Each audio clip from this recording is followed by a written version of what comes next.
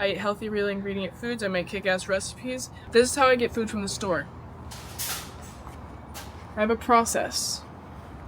My game plan is I usually choose a few recipes and I always show up with a list. Rule of thumb, stick to the outsides of the grocery store. That's where the healthy whole foods are. Organic or not organic. Organic's more expensive. Organic has less pesticides. Personally, I probably do a little bit of both, but it depends on what I'm getting. In a perfect world, I would be at the farmer's market getting all my produce, but it's just not realistic.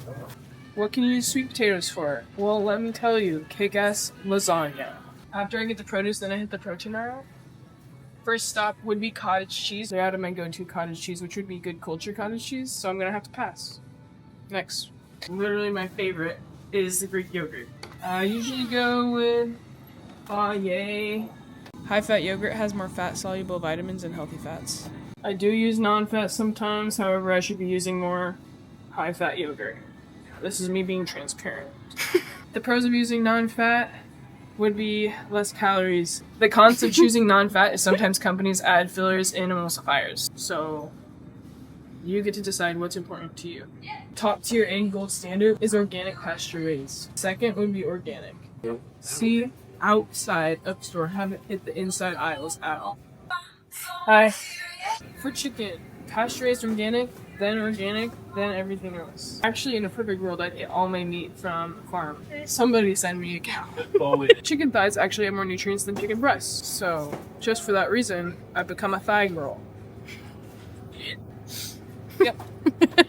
I just realized my microphone wasn't on. So that's awesome. Let's continue to the end of the video since we're almost done.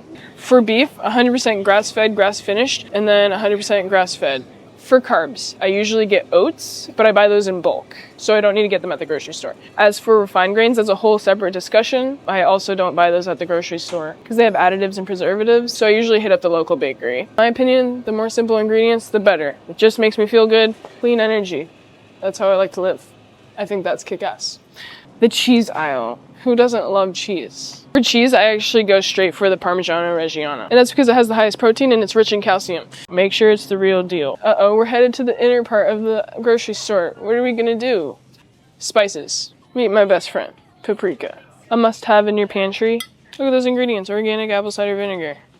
And water. I love that shit. That just gets me so excited. Uh-oh. No. I